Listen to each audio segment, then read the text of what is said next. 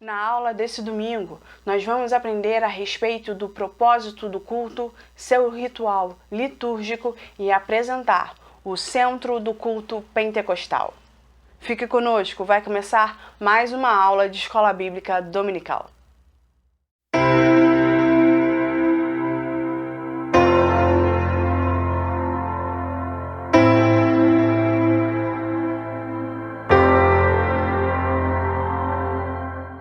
A paz do Senhor, meus amados irmãos, bem-vindos a mais uma aula de Escola Bíblica Dominical. Nesse domingo, nós vamos aprender a lição de número 7, que tem por título Cultuando a Deus com Liberdade e Reverência. O texto base que sustenta a aula de hoje se encontra em 1 Coríntios, capítulo 14, do versículo 26 ao versículo de número 32. Aqui, nas nossas aulas online, como de costume, eu apenas vou destacar um dos versículos. Nesse caso, a leitura oficial vai se encontrar em 1 Coríntios, capítulo 14, especificamente o versículo de número 26. Por isso, mais uma vez eu convido você e a sua amada família a me acompanharem na leitura oficial de hoje. Diz assim a palavra do Senhor em 1 Coríntios, capítulo 14, apenas o versículo de número 26.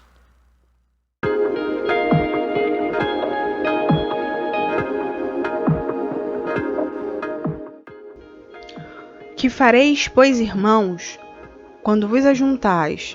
Cada um de vós tem salmo, tem doutrina, tem revelação, tem língua, tem interpretação. Faça-se tudo para edificação. Então, vamos lá? Antes da gente começar com o tema propriamente dito, a gente precisa entender o que vai levar o apóstolo Paulo a escrever 1 Coríntios capítulo 14.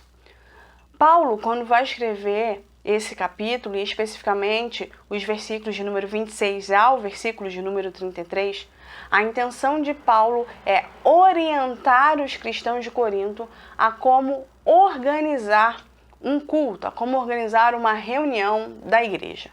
Por que ele vai sentir essa necessidade? Ele vai sentir essa necessidade porque podia naquela época, estava acontecendo naquela época que a igreja acabava supervalorizando alguns dons e não estabelecia uma ordem em que todos os dons de Deus fossem manifestados, ou seja, que todos os dons do Espírito Santo fossem manifestados. E a igreja acabava supervalorizando um dom e isso gerava competição entre os membros da igreja. Então Paulo, para evitar confusões maiores, ele vai lá e vai orientar os cristãos a respeito de uma ordem de culto, a fim de que todas as manifestações do dom do Espírito Santo fossem contempladas dentro das reuniões, fossem vistas e contempladas dentro dos seus cultos, e todos os membros daquela congregação tivessem a oportunidade de participar do culto de forma efetiva, pudesse participar do culto de uma forma total, não só como espectadores daquela reunião, não só como espectadores daquilo que estava acontecendo. É por isso que o apóstolo Paulo vai exigir que cada membro se manifeste o dom que recebeu e que principalmente cada membro também tenha a oportunidade de mostrar cortesia ao ouvir o outro, evitando que houvesse conflitos entre os membros da igreja na hora de prestarem o culto ao Senhor, tá bom? É por isso, que Paulo vai estabelecer ali uma ordem de culto, vai orientar a igreja em cima de uma ordem de culto, tá bom? Agora que você já entendeu por que o apóstolo Paulo vai escrever 1 Coríntios capítulo 14, você precisa entender como a minha aula vai ser dividida, tá? A minha aula vai ser dividida em 3 tópicos, mas 3 tópicos que vão ser trabalhados de forma diferente da revista. Isso não significa que eu não estou baseada nela, muito pelo contrário. Eu apenas dividi aqui de uma forma mais dinâmica e que você compreenda de uma forma mais objetiva o que é cada parte do culto, tá bom? Então, o meu primeiro tópico é o que é liturgia e o que é culto. O meu segundo tópico, reverência e liberdade. E por último, o culto pentecostal. Aí eu fecho a aula com a conclusão. Tudo bem? Então vamos lá. Nada nos impede de ir para o desenvolvimento. Então vamos, tópico número 1, o que é culto e liturgia. Esse tópico eu achei interessante dividir, porque sempre quando a gente aprende alguma coisa nova ou a respeito de alguma coisa, nós precisamos saber, em primeiro lugar, o que é aquela coisa de fato, o que é aquele assunto de fato, tá? Então, quando eu trago separadamente os conceitos de liturgia e o conceito de culto, eu quero que você entenda por completo tudo aquilo que acontece no seu culto e por que você faz determinadas coisas do jeito que você faz. Então, a primeira coisa que eu vou fazer é te dizer o que é culto e o que é liturgia. Então, vamos lá. O que é culto? Culto é uma homenagem de caráter religioso ao que se considera divino ou sagrado. Essa aqui é a definição bonita, né? É a definição de senso comum. A definição mais específica de culto, né? Nossa definição mais específica de culto dentro desse estudo vai ter culto como definição de serviço. E esse sentido de culto como serviço vai aparecer 3 vezes no Novo Testamento. Paulo em Romanos, em 2 capítulos, e logo depois em Hebreus. Tá bom? O que eu quero dizer com culto como serviço? O culto era um lugar onde você prestava homenagem, que você declarava todo o seu amor e toda a sua devoção a uma determinada divindade. No nosso caso, todo o nosso amor e toda a nossa devoção a Deus. E uma das formas de apresentar o nosso amor e a nossa devoção ao homenageado do culto era você prestar serviços, colaborar com atividades específicas para o bom andamento daquela homenagem, um bom andamento daquela cerimônia e principalmente o bom andamento daquela adoração. Então, culto é uma homenagem, mas se tratando de um termo mais específico, de um significado mais específico dentro da nossa concepção religiosa, culto significa serviço, tá certo? Então eu presto a minha homenagem a Deus através do meu serviço, através da minha atividade na igreja, tá bom? O segundo conceito que vai ser trabalhado aqui é o conceito de liturgia. Sim, liturgia é diferente do culto. Liturgia é um conjunto de atividades, rituais ou cerimônias pelos quais se adora uma divindade. De uma forma mais simplificada, liturgia é o caminho utilizado para eu prestar o serviço, ou seja, o caminho que eu percorro para prestar a adoração. Então, culto é o meu prestar de serviço, é o meu prestar de adoração, é o meu prestar homenagem a Deus, né? Através das minhas atividades, através daquilo que Deus me deu. E a liturgia é o caminho que eu vou percorrer para demonstrar essa devoção, para demonstrar essa homenagem a Deus. Tá bom? Então, culto e liturgia são 2 coisas diferentes, mas 2 coisas que se complementam. Existe liturgia, existe um caminho a ser percorrido todas as vezes que eu quero prestar culto a Deus. É por isso que cada um dos nossos cultos tem uma sequência específica. Por quê? Porque foi o caminho escolhido para prestar serviço e adoração a Deus nos dias de culto. Tá bom? Agora que você já aprendeu o que é culto especificamente, o que é liturgia especificamente, a gente pode seguir e falar sobre o segundo tópico, reverência e liberdade. Esses 2 conceitos também são 2 conceitos muito necessários para você compreender o culto, para você compreender a liturgia dos seus hábitos religiosos, tá?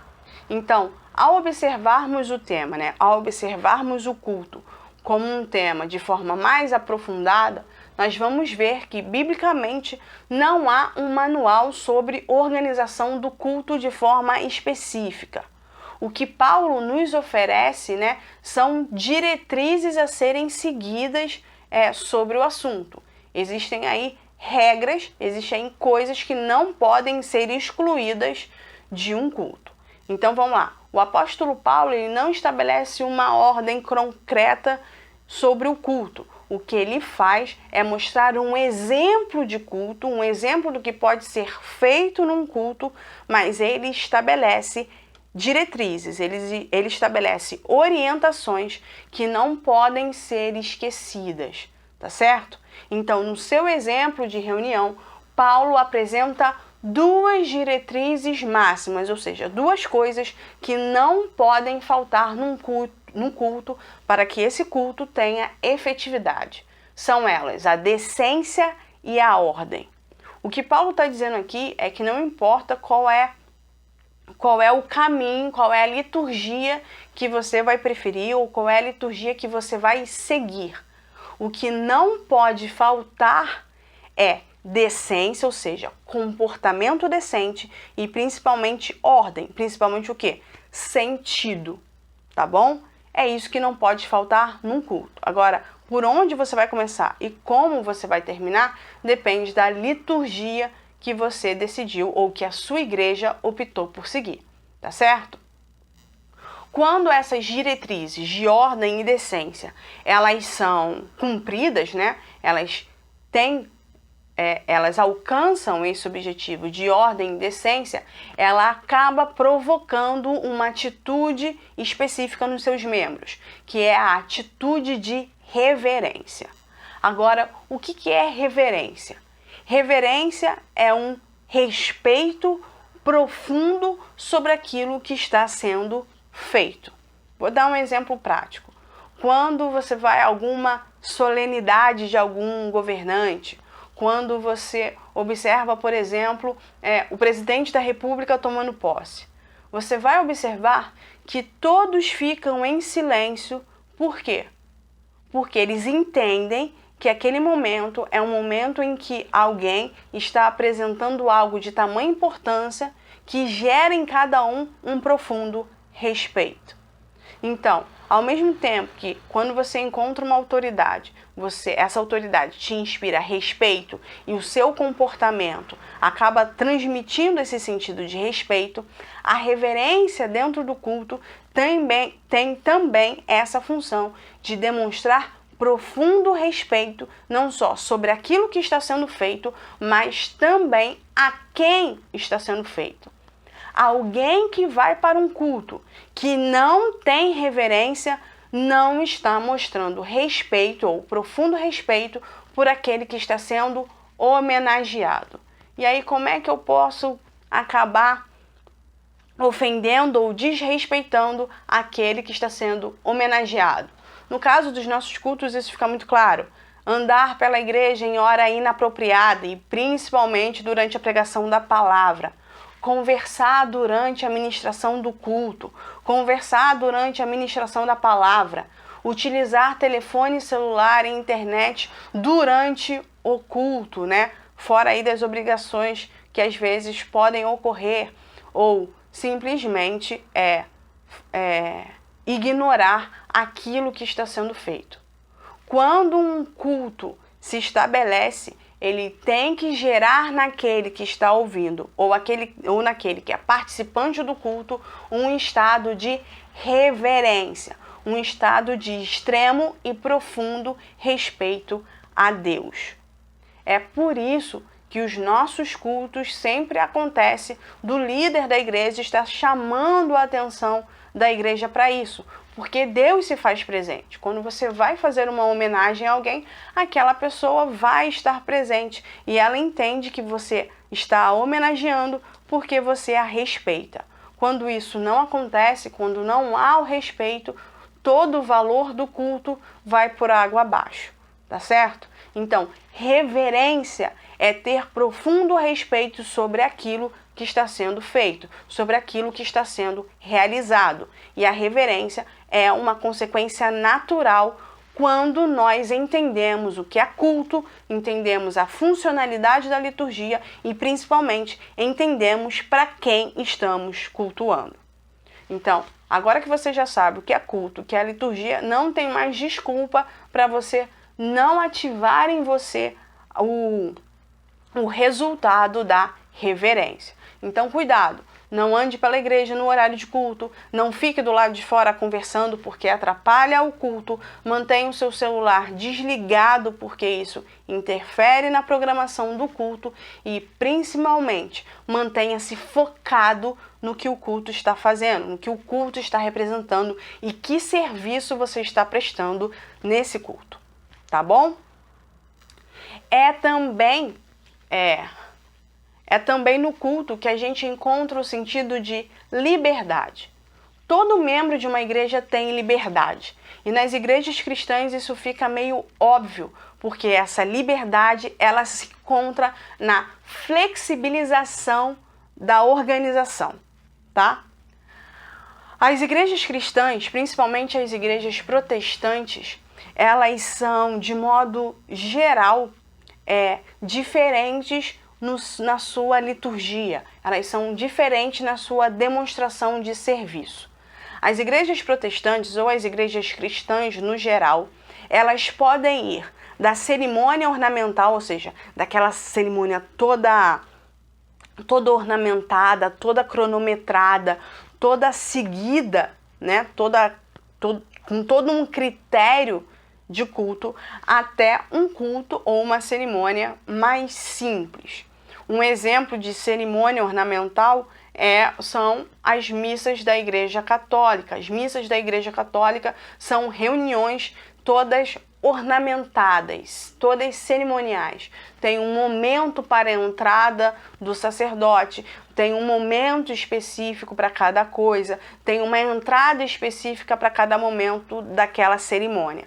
Então, também dentro das nossas igrejas protestantes, existe um ritual cerimonial que muitas vezes é bem ornamentado, ou seja, é bem estabelecido, é bem marcado, tá?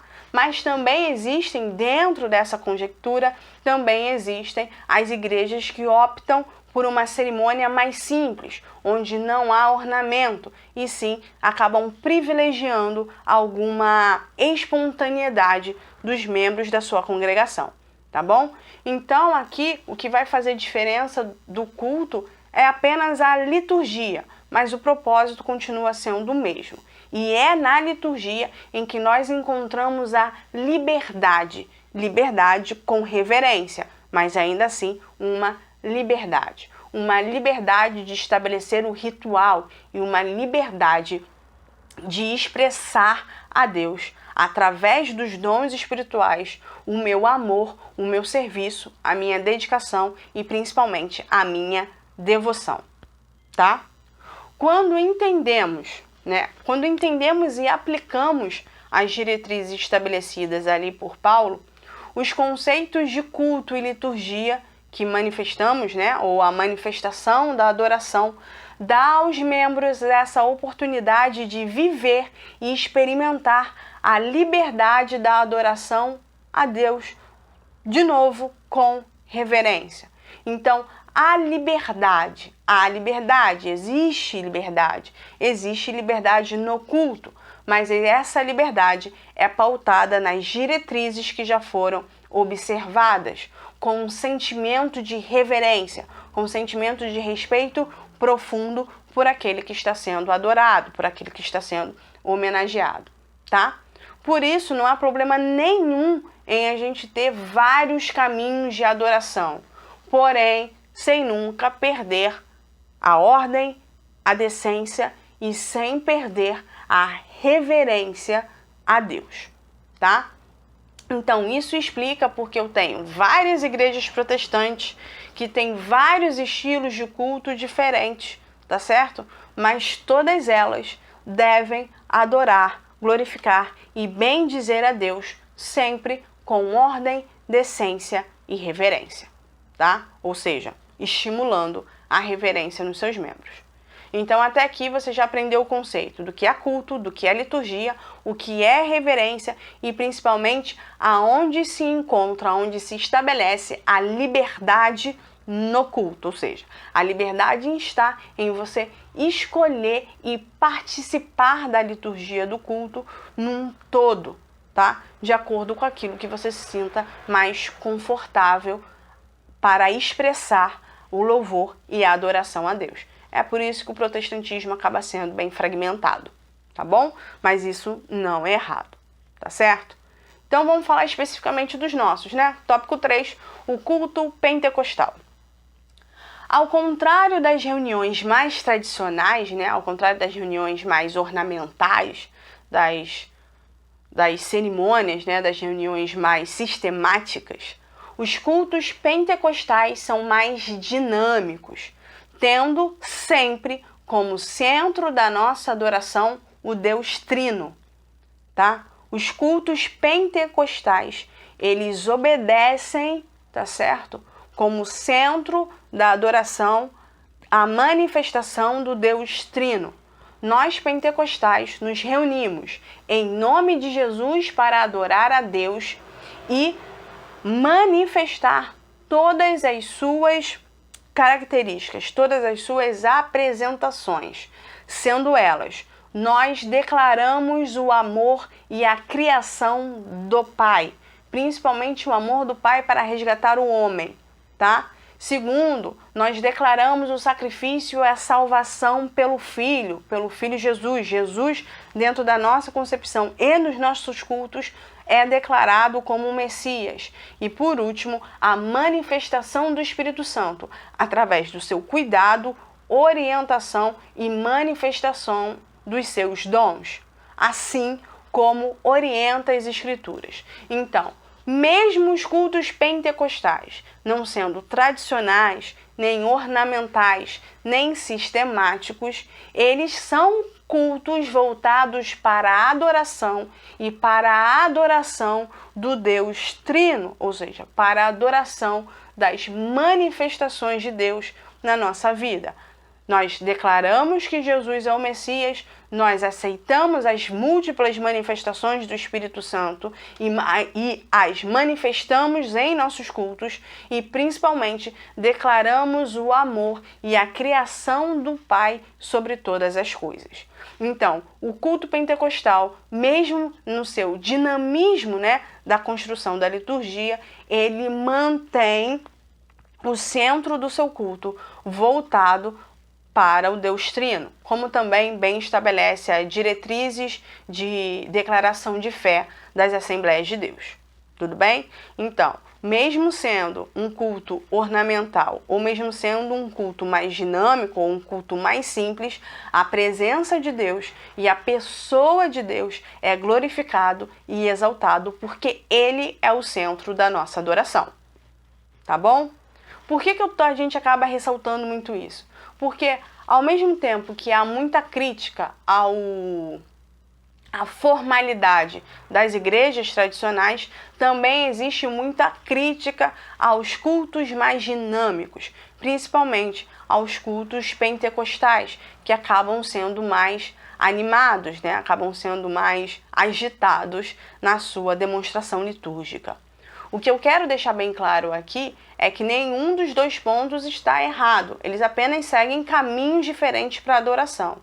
Nós estaríamos errados se o centro da nossa adoração fosse outro, fosse qualquer outra coisa que não fosse a Deus. E não é isso que acontece. Qualquer uma das liturgias aqui apresentadas, e principalmente o culto pentecostal, seguem não só as diretrizes apontadas por Paulo, como ordem e decência, como também seguem as orientações centrais da palavra de Deus, que colocam Deus como o centro da vida do crente. Tá certo? Agora que a gente já entendeu que o culto não é composto por espectadores, por que não é composto por espectadores? Porque quando nós entendemos que há liberdade, nós entendemos que cada membro daquela congregação ou cada membro daquela reunião tem o dever e o direito de participar do culto. O culto não é algo estático. E mesmo nas igrejas tradicionais, você vai ver que todos os membros têm a oportunidade de expressar o seu louvor a Deus. Então, os membros de um culto cristão não são espectadores daquela atividade, mas sim são membros participantes e ativos nas cerimônias, onde cada crente vai contribuir no serviço de adoração de acordo com aquilo que recebeu do Espírito Santo. Manuela, exemplifica isso. Se você tem o dom de louvar no culto, você vai louvar a Deus ou ajudar a igreja a ir para a adoração através do louvor. Se você tem o dom da palavra, você vai manifestar esse dom para que a igreja aprenda e seja alimentada. Se você tem o dom de profecia, você vai manifestar esse dom no meio do culto para transmitir uma mensagem divina. Se você traduz em línguas, você vai manifestar esse dom para que aquilo que foi dito em profecia seja compreendido e racionalizado pela igreja. Se você viveu uma grande experiência de milagre com Deus, você vai manifestar aquilo que foi feito na sua vida através do testemunho. Tudo isso faz parte do culto e é exigido pelo culto, porque você não é um espectador da cerimônia, e sim um crente, um membro dessa atividade, tá certo? Você é um participante. Então, todos os dons da igreja, eles são e devem ser manifestados no culto, sempre seguindo as diretrizes paulinas de ordem e decência.